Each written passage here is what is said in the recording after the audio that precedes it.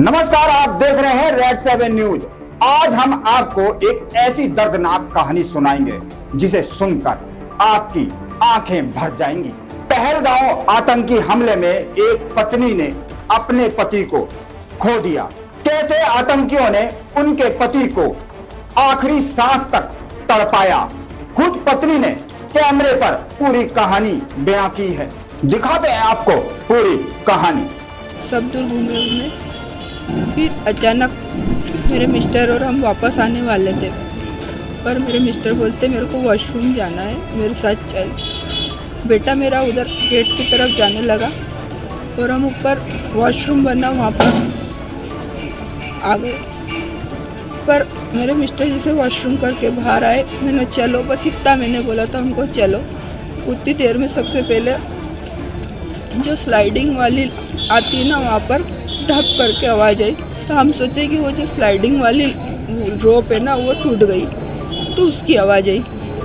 पर थोड़ी देर बाद जब हमने पीछे मुड़ के देखा गेट की तरफ,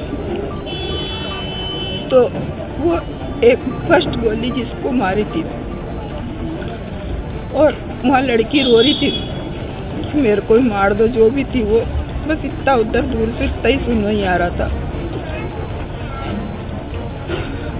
और फिर उसके बाद तो वो जहाँ जा रहे थे वहाँ बंदूक को मार रहे थे, बस उधर कुछ भी आवाज़ नहीं आ रही थी, सब छुप रहे थे, सब इधर उधर दौड़ रहे थे। हम लोग वॉशरूम के पीछे छुप गए थे। आपके जो हस्बैंड थे उन्होंने आपके बेटे की और बेटी की जान बचाने के लिए काफ़ी कोशिश की, आप लोग को छुपाने की भी कोशिश की। जी, मेरे मिस्टर जो थे ना, उनने मेरे को बोला, हम जो वॉशरूम के पास में छोटा सा वो बहुत सारा वायर का वो लगा रहता ना, फेंसिंग, उसके नीचे एक थोड़ी सी जगह खाली थी जहाँ पर पानी भरा होने के कारण वो थोड़ी इतनी सी स्पेस हो गई थी। उसमें से वहाँ हम 27-28 जने थे। हम लोग ऐसे निकल के दौड़े, बाहर दौड़ रहे थे ना हम लोग सब। तो वो जो दो कैसे हमारे पीछे आ गए हमको समझ में। उनने वो जो जेंट्स को मारा था ना, उतने में उसने उतनी ऊपर भी देख लिया। उसने कैसे देखा वो मेरे को हमको समझ में नहीं आया। उनमें से मैंने बोला उनको, सबको वहाँ से बोला मैंने, उसने वहाँ पे भी देख लिया, अपन यहाँ से दौड़ो कहीं। तो मेरे मिस्टर बोलते चल जल्दी।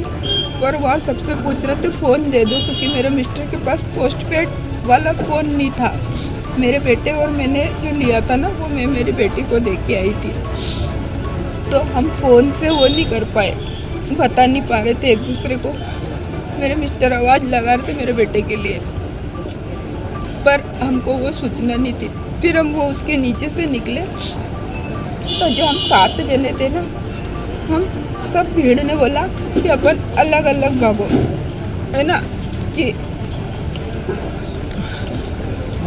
और कलमा पढ़वाया था क्या? मेरे मिस्टर से बोला था उनने। मेरे मिस्टर ने मेरे को धक्का दिया झाड़ के दूसरे पीछे, और फिर उनको बोलते कि ना तुम कलमा पढ़ो। मेरे मिस्टर को बोला, तो मेरे मिस्टर ने बोला मैं तो क्रिश्चियन हूँ, ईसाई हूँ, मेरे को कलमा नहीं आता। उसने सच बोला ना, सच बोला ना। उसको नहीं आता, हमको भी नहीं आता, शायद आप लोग में नहीं होंगे तो आपको भी नहीं आता। एक अधिकारी ने कलमा पढ़ के भी सुनाया था, उसको भी मारा। हाँ, उसको उसके शायद कपड़े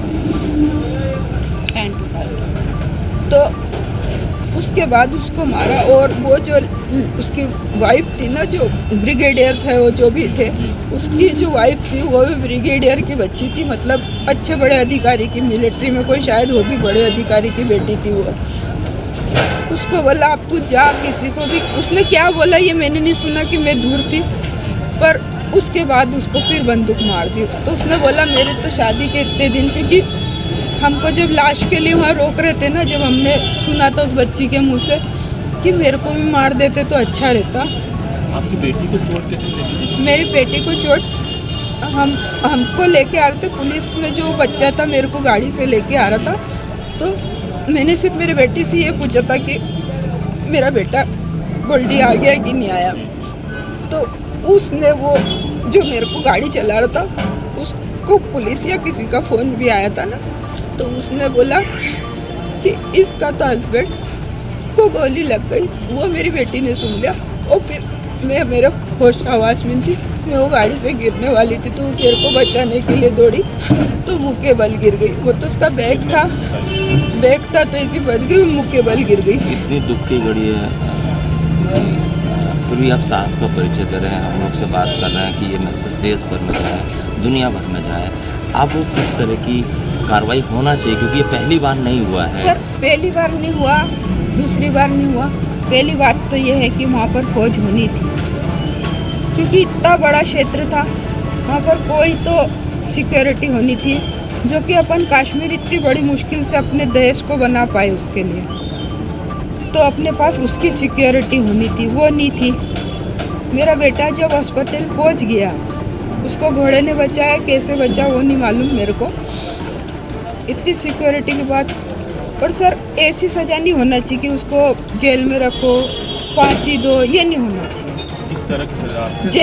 जैसे वो बिना डरे। सर आप बताएं, एक बात बताएं, हम सब यहाँ बैठे हैं, हम किसी को मार देंगे तो क्या हम एक दूसरे का वीडियो बना पाएंगे?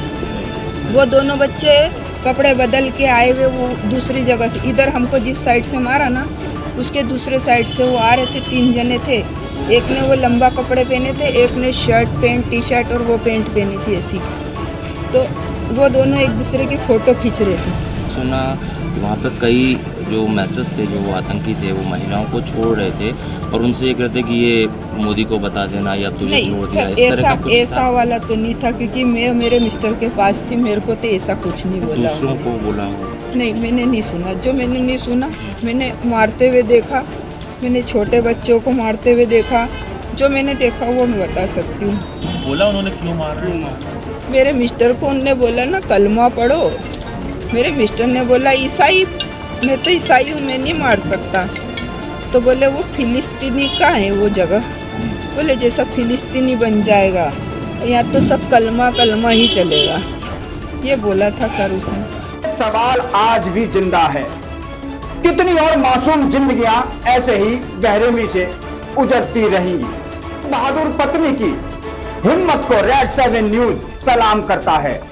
आपकी क्या राय है? क्या आतंकवाद के खिलाफ और कड़े कदम उठाए जाने चाहिए? अपनी आवाज कमेंट में जरूर दीजिएगा। वीडियो को लाइक करें, शेयर करें और रेड 7 न्यूज को सब्सक्राइब करना ना भूलें।